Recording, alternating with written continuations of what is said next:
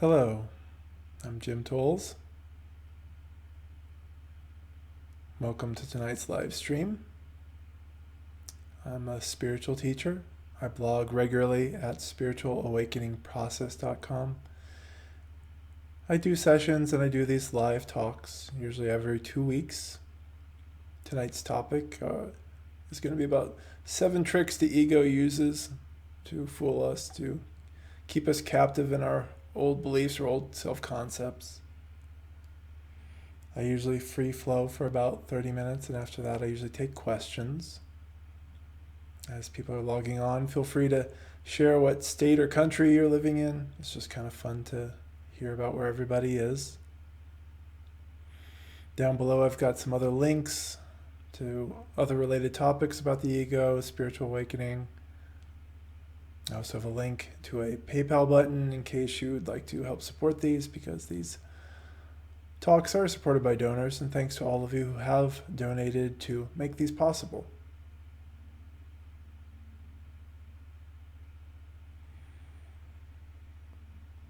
Well, tonight I'm talking about 7 tricks of the ego. It has many.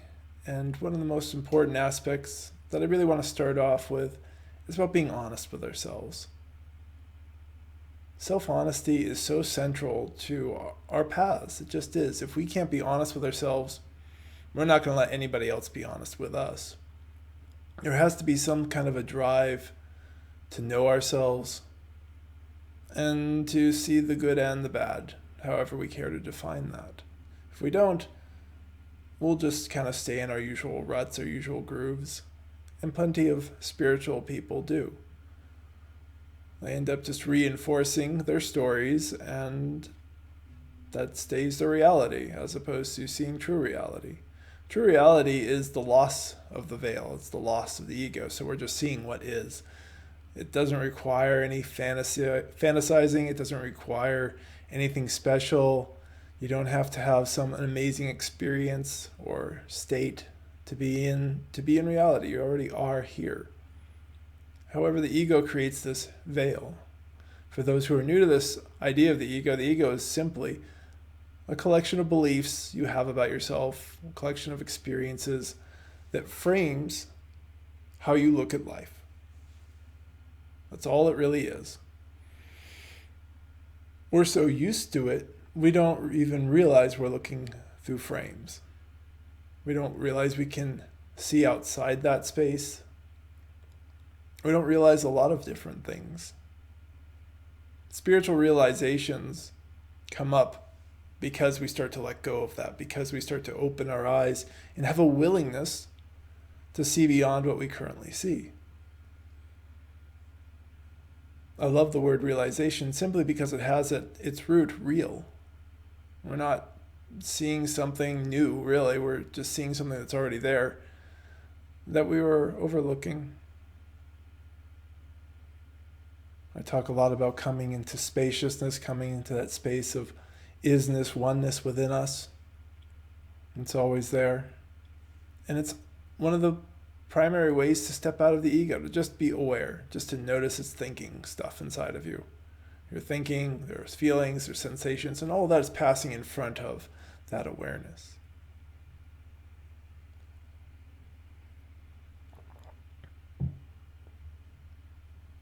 As I said, it comes back to honesty.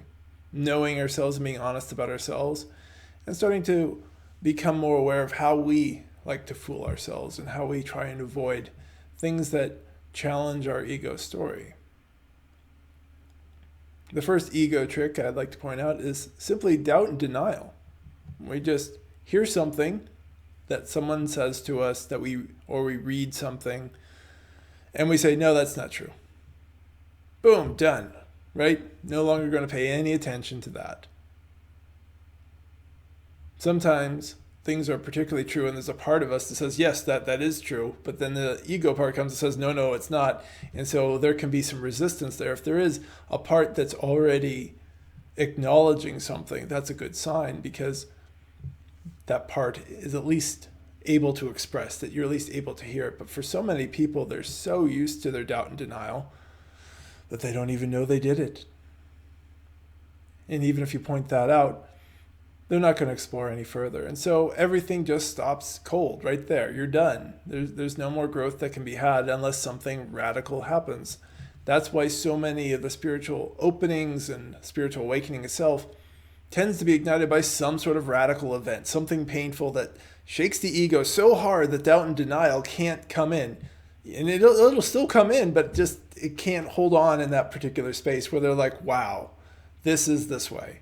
It's like if somebody has a close call, maybe they almost lost a loved one, or maybe they almost died themselves, and suddenly the reality that we're all going to die cannot be doubted, cannot be denied.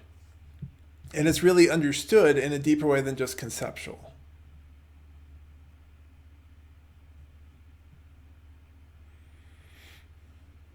But having this type of a talk because I don't want you to have to be forced by life into those situations before you can start to see these things about yourself. And there are plenty of people that go through some sort of really upsetting or traumatic moment and still manage to hold on to their doubt and denial. So it's nothing surefire about that particular path.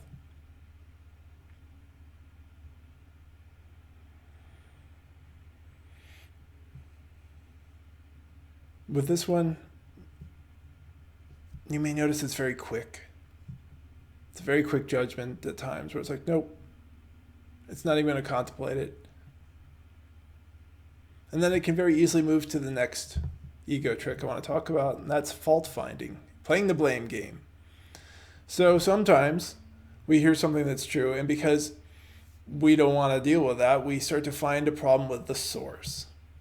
We try to find something wrong with somebody else, and if they don't live up to our ego's judgments, because that's what it's going to be, then we will discount their information. That's whatever they had to share with us. We're going to say, nope, that has nothing to do with me. That's all about them. That's their problem. They're projecting it onto me. This type of fault finding is just another way of diverting our attention, of avoiding something that got triggered. If something really doesn't resonate, isn't true for you, you don't need to find fault in another. It just kind of drops away. But that's kind of a topic for another time. This whole kind of sense of starting to learn to listen to our inner knowing. And I have a number of videos and blog posts about intuition, listening to our inner knowing.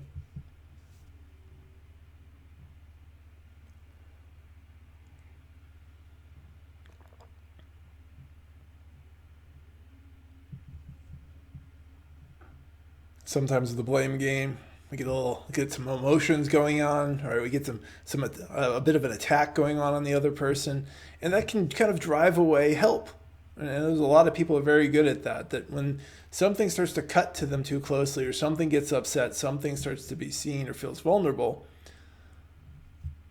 that fight or flight mechanism kicks in and they try and drive it away. Say, nope, not me, it's their problem, and you are no better than me, or look at your husband, or your job's terrible, right? All these different things that go on. You're totally out of shape, or it's like whatever the ego wants to come up with, whatever you think is a good way to fight something off, blaming the other person, blaming the other source, to try and protect this ego structure, to protect this very fragile thing that's always a couple steps away from dissolving. It never feels like that because we put so much energy into it all the time.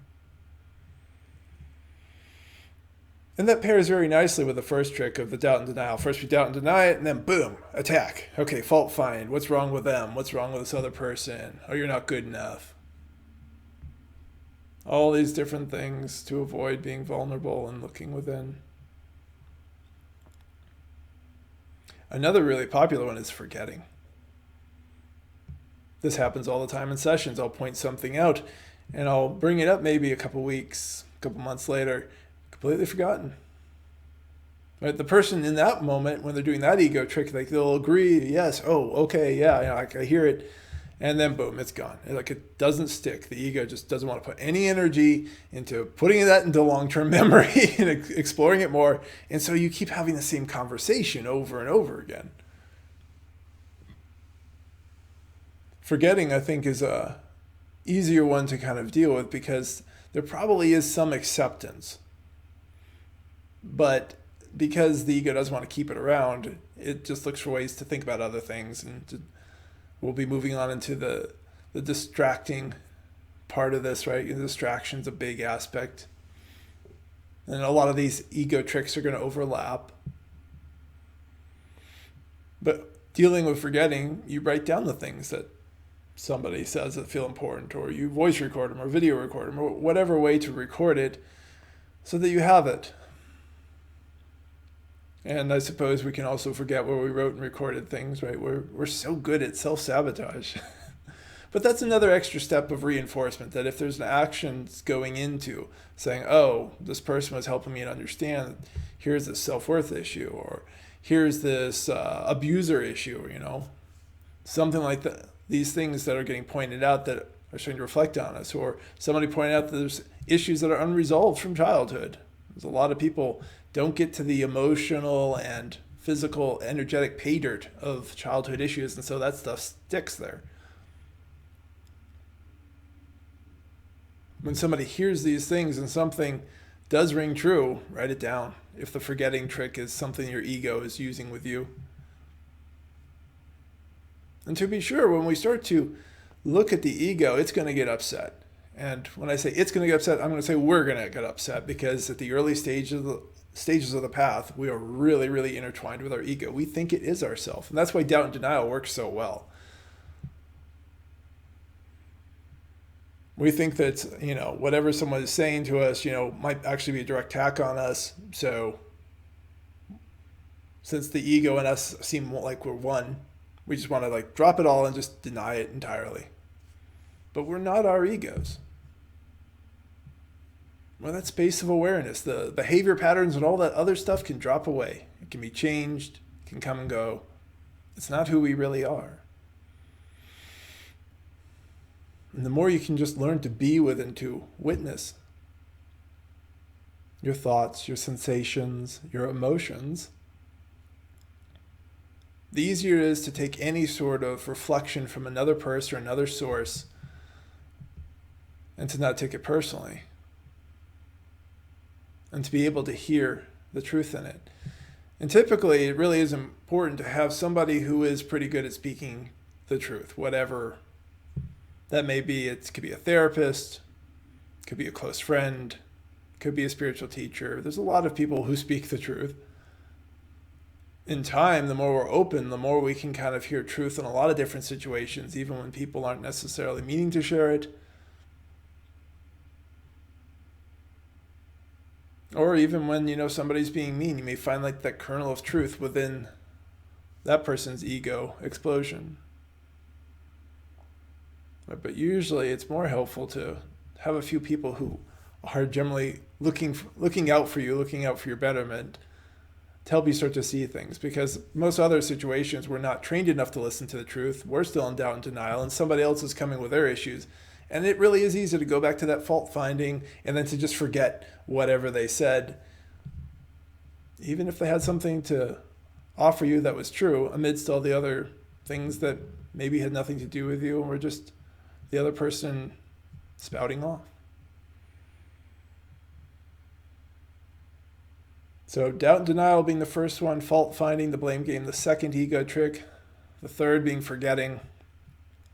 And as I said, that one's a little bit easier to deal with because there's already some sort of acceptance. Usually when somebody's forgetting, they've accepted it, but now they're kind of forgetting it. And then there's the I don't know confusion game. There are a lot of things that we hear that we don't like, but because of however we were brought up, we prefer to say I don't know, because I don't know is safe. If we do know something, then we have to take action on it. We have to accept it. Some of the interesting moments is if somebody really finds something that really resonates for them to do for work, or, it's kind of a deeper calling. And it can really scare their egos to say I'm going to be this spiritual teacher, this president, this activist, this diplomat, all these different things. The stay-at-home mom can be activating if the person's ego says that you should be a proactive businesswoman, right? All sorts of different ways where the ego can get upset if there's something that runs contrary towards its story. And so we just say, I don't know. Somebody asks, what do you really want to do? And you say, I don't know. I don't know obviously can have a lot of truth to it, and it really comes from where inside, how we're saying it matters. Are we speaking from a space of generally not knowing, like, I don't know what's going to happen tomorrow? That's a genuine statement. I'm not denying some sort of knowing. But there are other things inside that we do know. And when someone speaks the truth to us, we recognize that. But because we're afraid of it or it's upsetting to us in some way, the person says, I don't know. And then some will say, you know what, and I'm confused. And then they add in some emotion. And now I'm emotionally overwhelmed by all of this.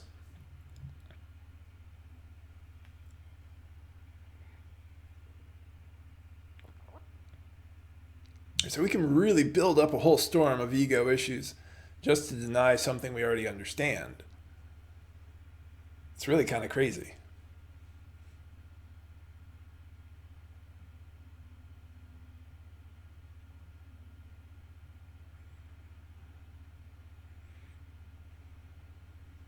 Acceptance is a big piece in dealing with all these tricks. So accepting the things that you do know.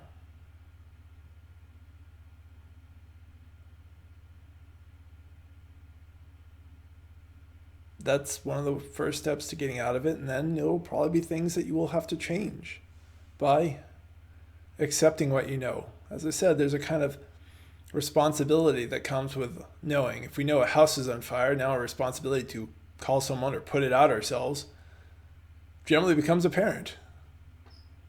But if we close our eyes and say, well, it's a little hot and something smells kind of funny, but I don't know what's going on, now we're not responsible somehow. We are, but we somehow convince ourselves that we're not. And so there's an irresponsibility with all of these ego tricks. That we're not being responsible to who we really are, and yet we think we're protecting ourselves. And this causes immense suffering because we keep acting out the same old patterns. We often deny things that are really important to us. Like if somebody really knows they're a spiritual teacher, and I run across this from time to time with my students, if they really, really know, it can scare the crap out of them. And so it can be a lot easier to just say, oh, I don't know. But if we deny something that really calls to us, that creates suffering too. This sort of inner division where a part it keeps pulling and says, I really want to go in this direction. And the ego says, no, no. And then the conflict is uncomfortable and overwhelming. So the person just goes to, I don't know. I don't know what to do. I don't know what to do. It's like, yes, you do. There are times in life when we generally don't know, and that's okay. And there are other times when we do, and we have to honor that. And particularly when you're working with someone or you're getting these external reflections that are telling you things about yourself that you need to know, I don't know is nothing but an irresponsible cop-out. Number 5 on the list is distraction. We're discovering things about ourselves that we don't want to discover, and we want to find a distraction. I mean, there's so many good distractions in this world, and we can distract ourselves with basically anything. It doesn't matter what it is. It can be family life, which is a healthy thing, right? So we can just immerse ourselves in family life, and you're just doing lots of things with your kids and your spouse, and on and on and on. You can do it in work, you can do it working out, you can do it in thrill seeking, you can even do it with spiritual tourism, going all over the world to all these different spiritual sites, but still ignoring the inner world. And, there's endless amounts of entertainment. So the number of ways we can distract ourselves, we distract ourselves even in our minds, right? You're thinking about different things and other thoughts and ignoring the thoughts that we don't like. Some truth that we've realized about ourselves that we otherwise don't want to realize about ourselves. You need to truly, truly want to be honest. I'm going to keep coming back to that. To look at these things and to start to notice these different ego tricks like distraction. You may notice that when something rings true, it can bring up a lot of emotion. And so this desire to distract is a way to get away from the feeling. So instead, go towards the feeling. Be with it. It's just a feeling. It's just a body sensation. And usually the longer you're with it, the more things can change inside of you. But you have to really want to know, and you have to want to be willing to engage with the discomfort of that process, because it is a process and we don't control these things. And I think that scares the ego. And that's a lot of what these tricks are about is about maintaining a certain kind of control. It's not a healthy control. I'm not sure that I would use control as a healthy thing. I usually use the term guidance to be able to kind of guide things in life. So like if you're in a boat, guiding your boat by paddling it, but we don't control the river, this type of a metaphor.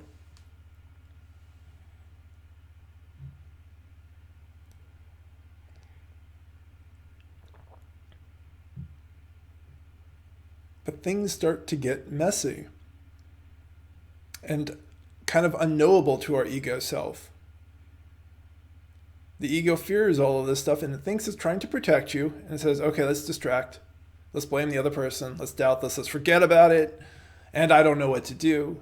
Sometimes people really can do all these 5, and we're not through all of the ones I'm coming up with, and definitely there's more than 7. We can do this whole mass of stuff just to avoid ourselves. Particularly when things start to get emotional and there's sensory discomfort, right? You know, your body is starting to feel all sorts of pains and things like that. That's a big thing in a lot of awakenings, is all this sort of stuff that was stuck in us is getting moved out of us. And so we're starting to experience a lot of pain in ways that we didn't even realize we were holding on to pain.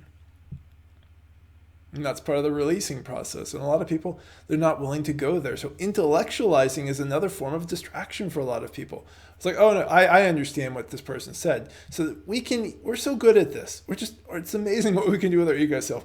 We can say, oh yeah, I agree with it. I intellectually understand it.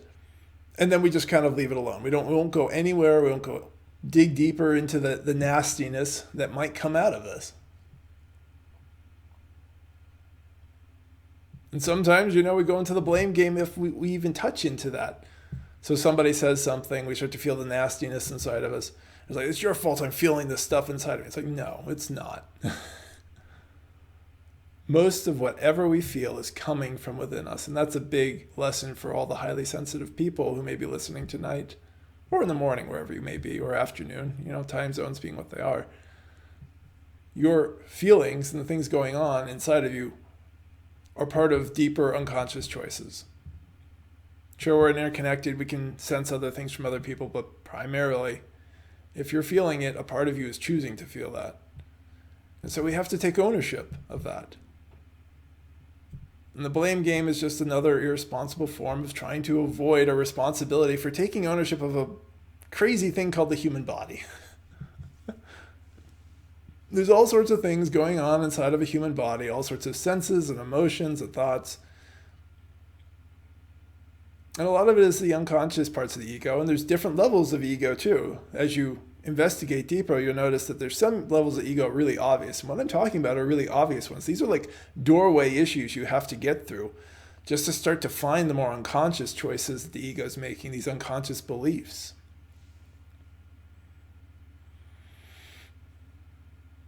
So some of you will dip a toe in, and that's great. But then, for those with a self-worth issue, self-pity will like to run in. You'll start to say, oh, I can't handle this. Oh, this is too much. I'm no good. I'm bad for having these issues. I need to get rid of them, right? And there's this whole other mechanism, where the blamer is kind of attacking outwards. Self-pity is kind of attacking inwards. And so now the fault finding, as opposed to being externally focused, is being focused inside, but not in any sort of useful way. So when we start to investigate the ego, it's not about blaming ourselves. It's about understanding where do these beliefs came from, understanding who we've chosen to be. Why are we the person that we are? Where did these choices get made? How did they get made? And that usually takes us all back to childhood. And not just like, any ideas we were taught, but what behaviors we learned to mimic. What was kind of the energetic experience? What was kind of the overall sensory experience? Were you feeling safe at home, or were you feeling unsafe? These are huge, huge things, because they will define how we feel about ourselves and how we start to craft our worldview and our ego self, and then all the different ego tricks that we play on ourselves later on in attempts to keep ourselves safe from ourselves. So this is why it's so important to understand that what we feel is our own choice, because those choices make us feel bad. And then we try and find other ego choices to make us feel good again. So we're afraid of ourselves. We're afraid of our own choices, and we have to take ownership of them.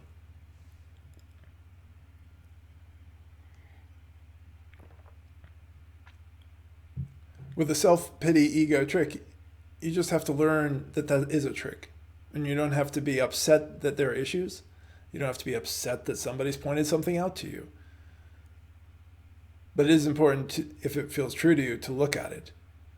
And even if it doesn't, the earlier you're on your path, just investigate anyway. You can find out what's going on inside of yourself. And then, if you're not sure, find other third parties who have nothing to do with the situation where whatever got reflected or involved, so somebody completely uninvolved with it. That's why, your therapist, and I really highly recommend, different forms of therapy and counseling as a kind of a first step of dealing with the mind and the unconscious ego to help kind of work your way down through the levels of yourself and to make space.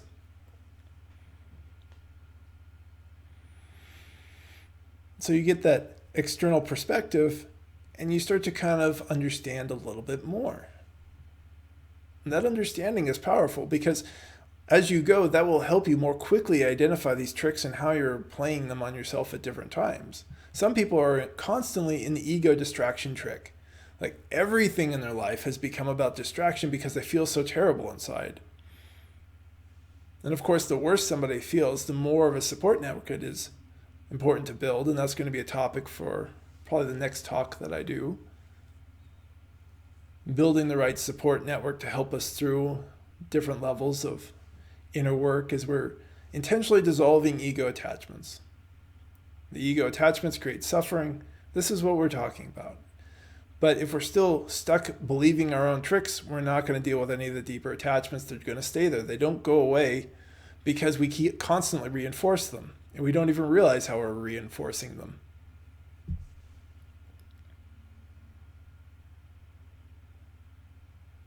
Finally, for number 7, we come to reinforcement, false belief reinforcement, that after we've heard something, we didn't like it,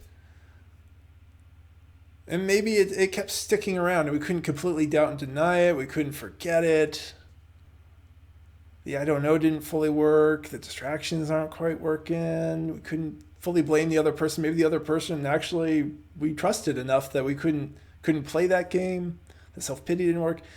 Then we just start to reinforce our beliefs and say, you know what, I was right about myself.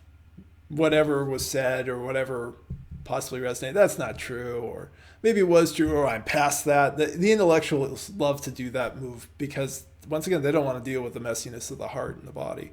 And to be fair, people who are more comfortable in the heart space, they don't necessarily want to think about these things and my beliefs, I just want to feel everything, right? And so they won't touch that. And, somebody's really in their body, right? They may be avoiding their emotions and their thoughts. It's just all this avoidance. And we start to find ways where we can justify ourselves and or justify our ego belief and say, nope, whatever was said, this piece of honest truth, no, not going to accept it, they're wrong. And these are the 15 reasons why they're not wrong.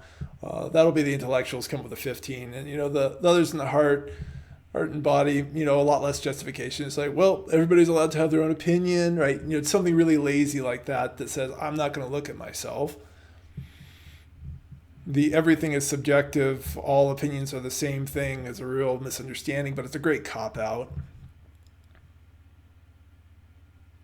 It's a way to just avoid truth about ourselves and truth about life and different things that is inconvenient. We otherwise don't want to deal with it.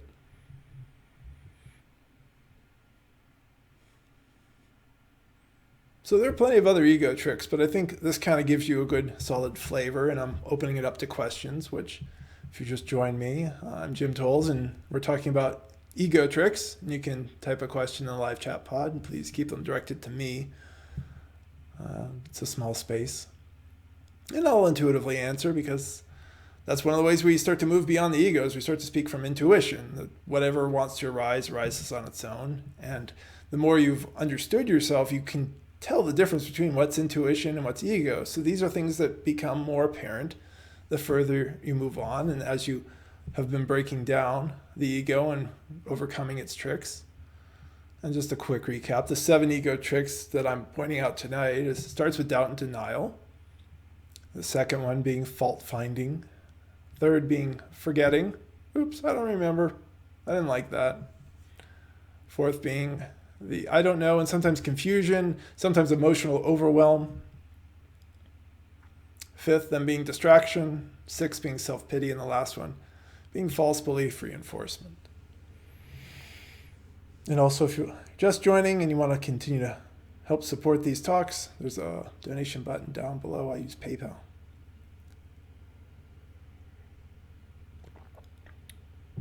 So, and I apologize if I get anybody's names wrong, but from Kalyani, hi Jim, thank you for your time. How do I deal with a trick once we identify one? Well, I think identification just makes it that much harder to do it. So if you notice that you're doubting something, then the question becomes, what am I doubting and why? What's upset me? And then you start to investigate, because sometimes the truth and how we hear it from other people isn't particularly clear.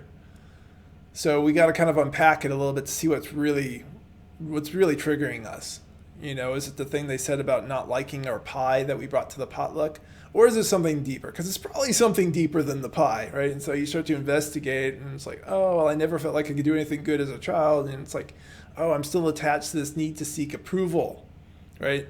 And so now we've already dropped into a deeper level of understanding. And so that we were getting upset that we wanted to doubt the person's thing when they said they didn't like our pie, that it had nothing to do with the pie.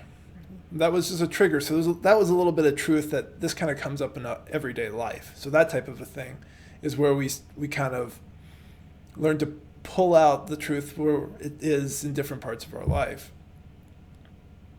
Other stuff in like my work, fault finding, I definitely have that come my way from time to time, where like I have no need to tell people anything about themselves, really. I'm happy to just be as I am. But, in that work, you often share. It's like, well, you're really holding on to your father issues, right? You had this rageful things.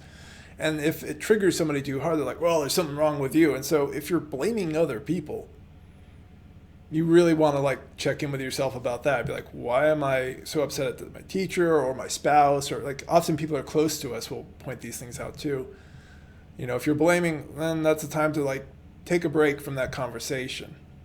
Slow yourself down and say, okay, I'm upset about something. And it's like, so what is there? Because clearly there's something there. If it didn't matter to you, you wouldn't be trying to find fault with the other person. So let me know if that helps. Because, each of the different tricks, and this comes down to like understanding yourself, of course. So if there's one trick that, you feel resonates more, I can speak to that, Kalyani. But that's kind of the thing. You're kind of slowing down. You're starting to notice when like that kicks in. And then you just kind of neutralize and investigate, inquire a little bit more. So there's another question. How do I deal with aging and external expectations? That's a big question, so thank you for asking it. Well, I think the ego trick there is kind of a denial. And this can be a cultural thing, so different cultures look at aging differently. But a lot of times people want to deny, that something is happening, right? And so we see people struggling, let's say in the lines of beauty. They keep trying to keep their body looking the same way as a 20-year-old. Well, when you're a 60-year-old, that's not going to happen. That's not what a 60-year-old body is supposed to be. So just beginning to acknowledge that, you're aging, and that's just part of the human thing, right? That's the reality that is emerging for you. That's really a book, isn't it? To talk about how to deal with aging. But I would definitely say it starts with acceptance. External expectations, that's pretty broad too. So if you can kind of explain more about what you want me to focus with that sort of thing. We have to be careful about how much energy we give towards external expectations. The more we let go of our own ego, we can see what we want to engage with. So like taxes. Like today was tax day because they had a computer crash at the IRS, so they extended an extra day here in the US. Right? That's an external expectation that we're going to pay our taxes. And a lot of us choose to do that because it's just easier that way. There are other expectations that we don't have to engage with, and we, in many respects, shouldn't engage with. But of course, people will respond from their expectations. If we're constantly caught up trying to appease other people's egos, we're just going to exhaust ourselves for the rest of our life. So the external thing, that's kind of more, other people's ego self, but, continue to bring your attention back to your own and what your expectations of yourself, because that's part of illuminating your own false beliefs. Let me know if that's helpful or if you have follow-up questions. There's a follow-up from Kalyani. Yes, thank you. My issue is the approval, but never wasn't able to identify the reason yet. Well, I encourage you to, find support, whether it's a spiritual teacher, whether it's talking to friends, siblings, about different situations to kind of get perspective on yourself and how you interact. These sort of external points of view can actually be very helpful and can be kind of a good practice for to be confronted with the ego, where the ego is like, I want something, or I don't like this. So getting used to sort of that discomfort of being exposed in that sort of way, but doing it in safe ways first, right? We're not running over to somebody who absolutely hates our guts and demanding them tell us stuff about ourselves. But that could actually be interesting at a certain point if, that was a safe thing to do.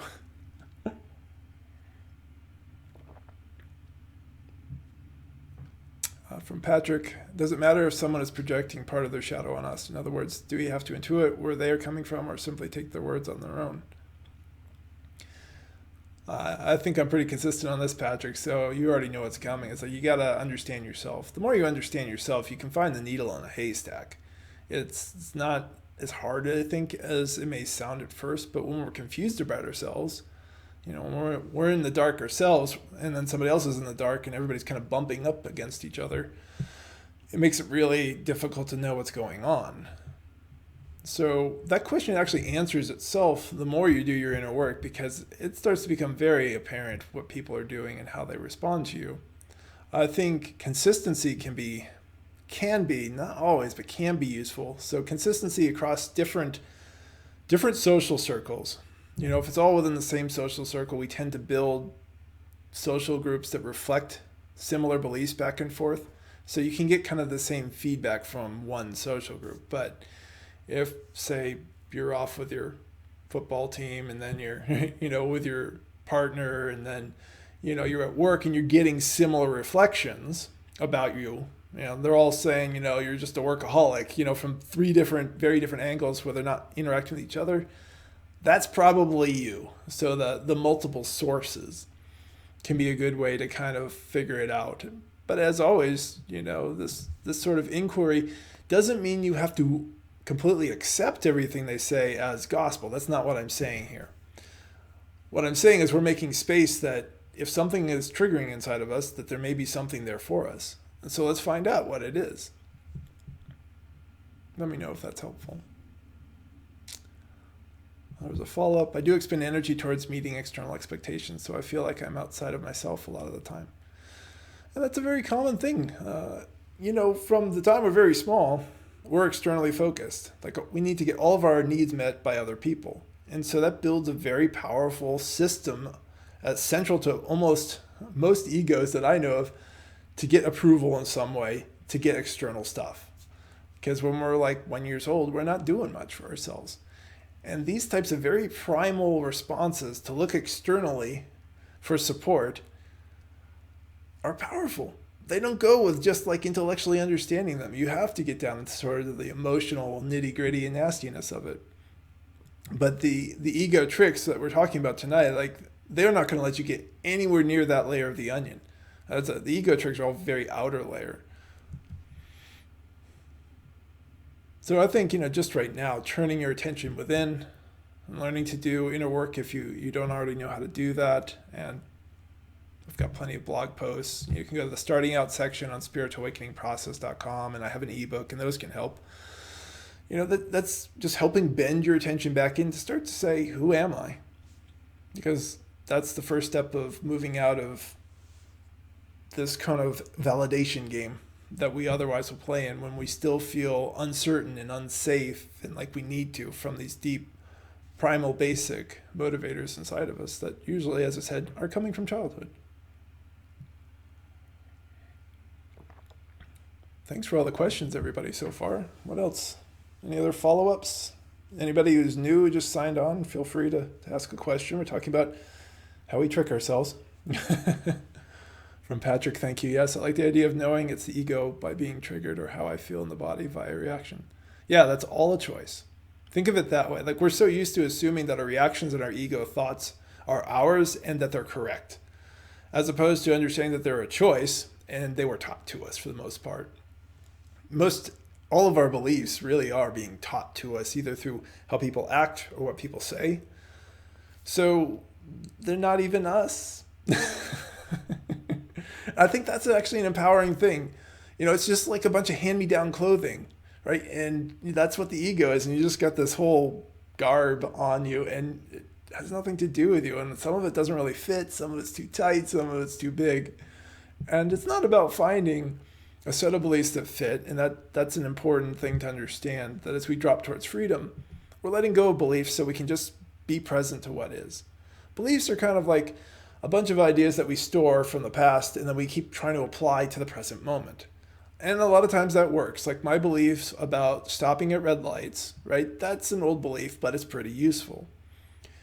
Being more clear in yourself allows you to differentiate between useful beliefs and the others that become dysfunctional, like this need to be validated, like the potluck pie example I was giving earlier. That's an old belief that's being plopped down to the current situation. And so the minute somebody says something about your pie, now there's another belief that says, well, if I'm not getting what I want, I'm upset. And then that causes inner disturbance. And if we blame the other person, then we create more disturbance in that relationship. We can drive away a lot of really nice people and kind people, or otherwise benign people, that have neither kind of good nor bad. I don't know that benign doesn't really mean that, but more like neutral. We can drive a lot of them away and we can create these conflicts that don't need to exist. We are in a world surrounded by conflicts that don't need to exist.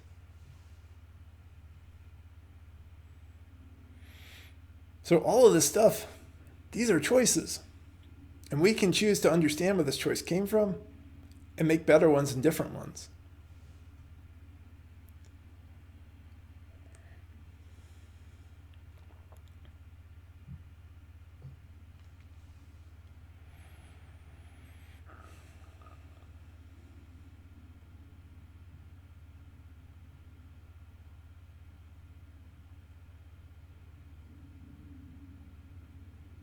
And I already mentioned earlier, intellectualization and over-emotionalization kind of are two different big ways that people kind of get themselves to ignore whatever's going on.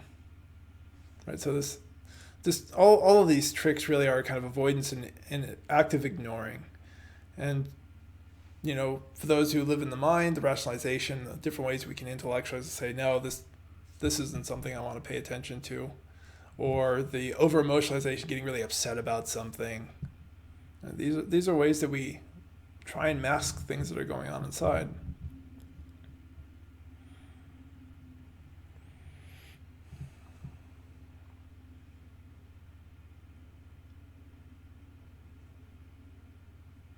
Investigating the ego just gets easier and easier as you go, though, because after a while, it just kind of is obvious. At the beginning, you just got to assume that you're going to question everything because you need to, because everything at that point has basically been taught to you. And as you go, you'll start to get more and more of a sense of what is real. And as I pointed to, like that space of awareness that observes inside of us is real. It's not learned. Can't be taken from you. It's always there. And it really is just that observation, the observer inside, that's it. It's not an experience. It's not peaceful. We'll call it stillness because it's never moving. But right now, all of you can notice that space. If you've never done this before, I recommend bringing some attention to it. Because that's one of the ways you step outside the ego and start to notice all these different choices as well as the ego tricks I'm talking about. Patrick, could you explain false belief reinforcement again? I'm not clear on that. Yeah, it just means that you reinforce your idea. That, let's say you used to believe the world is flat and somebody just said, no, it's round and here's all the proof. And then your ego just didn't like that. Right? This is actually a thing right now where some people are trying to believe the earth is flat again. And it's really a bunch of nonsense. And there's so much science out there. And it's a lazy belief too, because if you do the science really honestly and you study and all that sort of stuff, you can't believe in it. And this is kind of a good metaphor for a lot of the ego stuff, that when we start to really investigate our beliefs, we start to watch them fall apart. But we don't want to do that. So we don't want to. So with part of false belief reinforcement is definitely not investigating the other counter belief that the Earth is round in this example, but how many different ways can we reinforce it has to be this way based off of our own beliefs? And so our own beliefs kind of feed each other, right? So they keep playing back the same thing over and over again. It's kind of like being in a jail cell and just believing that that's the only thing in the entire world. And so like, well, if something can't fit in this room, then it can't exist. That's kind of the ego mind. It's like a very small thing. And a lot of the truth is like a blue whale, and the blue whale is not going to fit in your jail cell. And so like maybe you get like part of a tail or something like that. And that's just kind of that sense where, trying to fit something into a space that's too small, and the ego's beliefs are too small. It'll say like, this can't be true, and this can't be true, and this can't be true. Those are the walls. So there's a doubt and denial can play into the background of it. I don't know if that's helpful. Let me know, Patrick. But really, it's just we'll fall back into our usual way of self-justifying, using the same beliefs and ideas we've used in the past, and we just are using it to reinforce to ourselves and discount the other thing.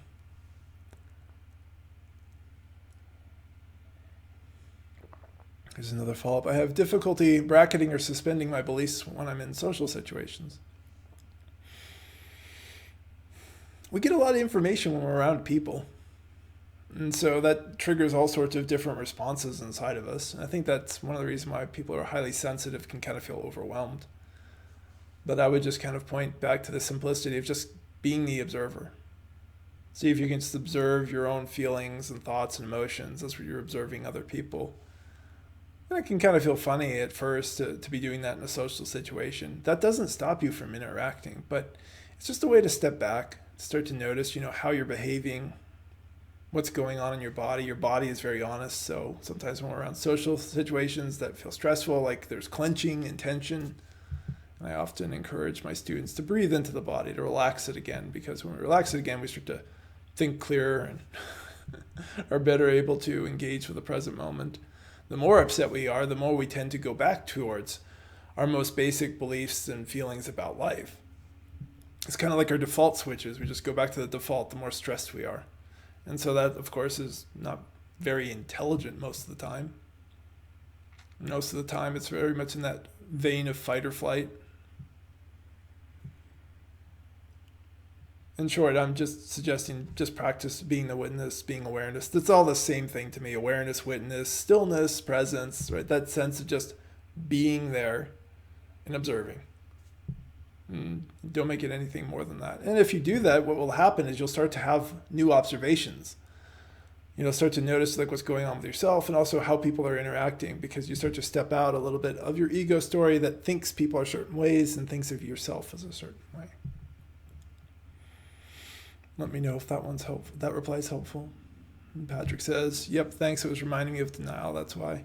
I suppose it's first denial, then upholding our false belief. Absolutely. Absolutely. Like these tricks, they all intertwine. Right? I'm not, separating them out to say that like, they're in concrete, segmented sections. They all intertwine and reinforce. And you can basically do all 7 with one thing. Like if somebody sometime comes up and says like, you're not happy with your spouse, and you have a belief that says the contrary, that you're happy and everything is great, and you've been telling this story to yourself over and over. And if a part of you is just aware enough to respond, it will really be upsetting. And so then it will go doubt, and then blaming the other person. Well, their relationship sucks.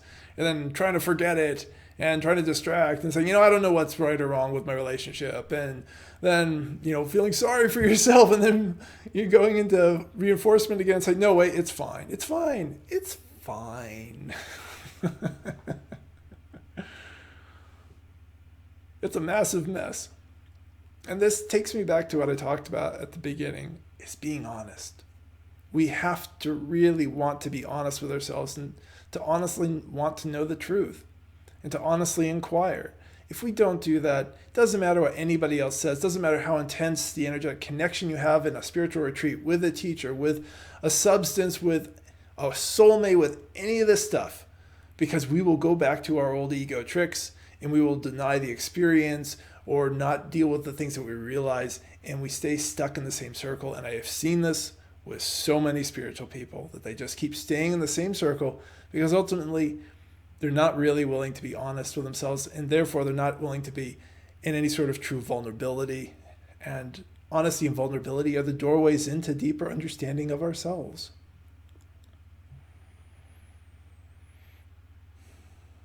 We're coming up to our last 10 minutes together, so if anyone hasn't asked a question, feel welcome to do so. If anyone's just joined, I'm Jim Tolles, and we're talking about ego tricks. And this is the doorway to starting to go further in our understanding of spiritual freedom, where we're free of the ego and able to live life as fully and as divinely inspired as possible. If anyone would like to donate, once again, there's a link down below, and to PayPal, there's also a link to an ebook and some other blog resources.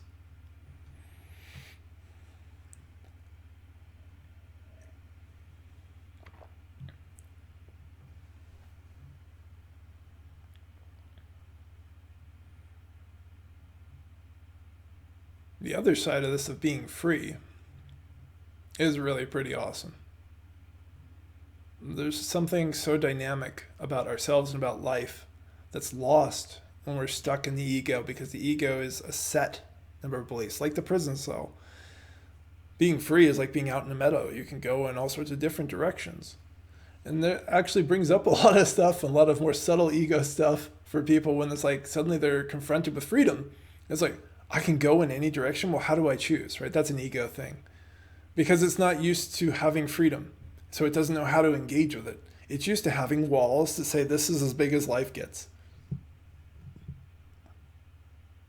And then we spend all this time tricking ourselves into staying in between those walls, which ultimately are illusory. They don't exist. You don't need to get validation from others. You don't have to be afraid. If fear comes, it comes, and then it goes. There's all sorts of things you start to discover.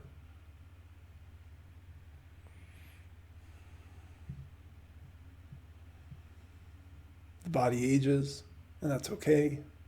We're going to die. That's okay.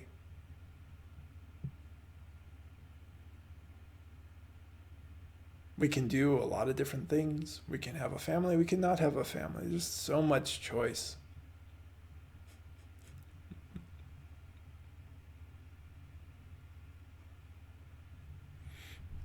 And these ego tricks actually deny you of choice. They deny you of freedom.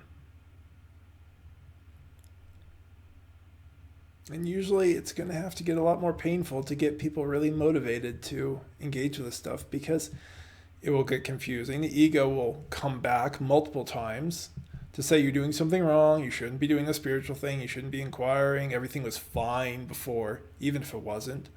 But sometimes it actually is fine. That the spiritual path is not going to guarantee a safe and happy life. It's bringing you towards freedom. Happiness is a state that comes and goes.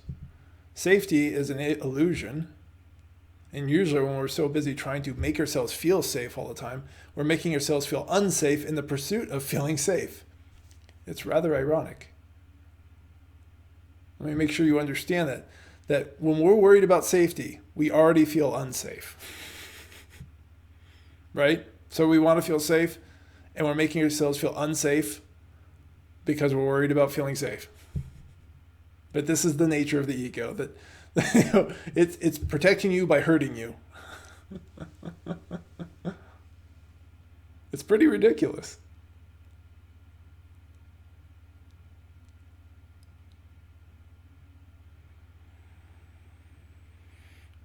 If you give up the illusion of safety, then you don't have to make yourself feel unsafe and search for safety.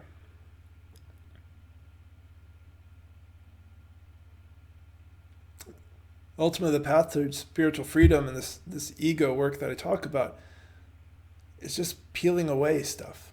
It's subtraction. So we're not adding stuff in. I'm not asking you to believe any of this stuff. I'm actually asking you just to be honest and to start inquiring. And to inquire not just in your head, intellectually, this is important, but in your heart, in your body, in your subtle energy. If you do that, things will change. You will realize things. But that sincerity, that's something that just has to be coming from within somehow. It has to want to arise more so than the pain of what you may discover, or the pain of processing, because sometimes the things that come out of us are uncomfortable.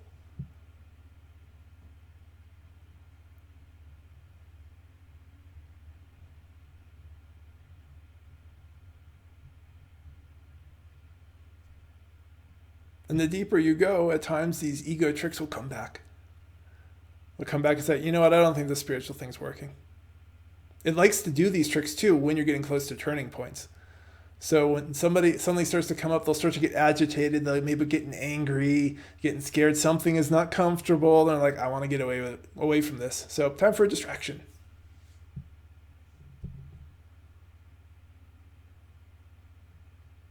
Let's just forget this, right? These things, it'll keep coming back in different ways. So let me know if you have any last questions. But just to kind of run down one last time, some of the ego tricks, but certainly not all of them. It's doubt and denial being the first that I mentioned tonight. Fault finding, the blame game. Let's blame the source of the information that, or the trigger that caused something to happen inside that we didn't like. Forgetting.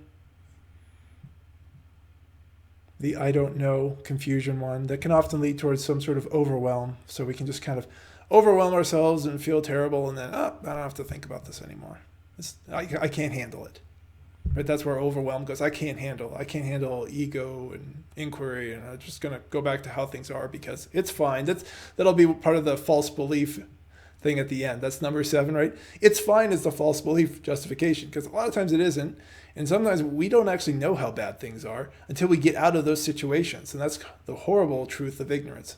And the ego relies upon ignorance. The more you know about yourself, the less ignorant you are, the less these tricks can work on you. And so that's kind of responding to an earlier question about, knowing what to do with these tricks.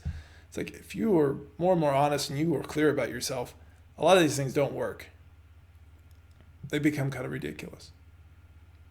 Anyway, after I don't know, right, distraction, then self-pity ourselves, number 6, for some people, particularly if you have large self-worth issues, and then the reinforcing false beliefs.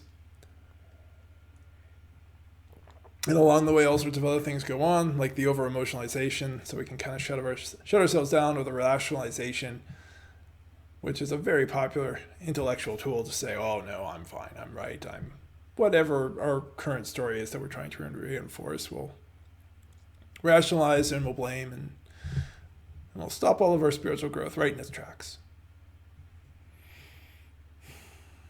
So these are some thoughts. Thanks for everybody for joining me. You can always catch up with me over at spiritualawakeningprocess.com. You can find me on Facebook there, and Jim Tolles, my YouTube channel here, has a whole bunch of videos. So enjoy. And of course, I do one-on-one sessions via Skype, so I can connect with people around the world. If that's of interest, there's information under the sessions section on my blog. So have a beautiful day, night, or morning, wherever you may be. And thanks for joining, everybody. Goodbye.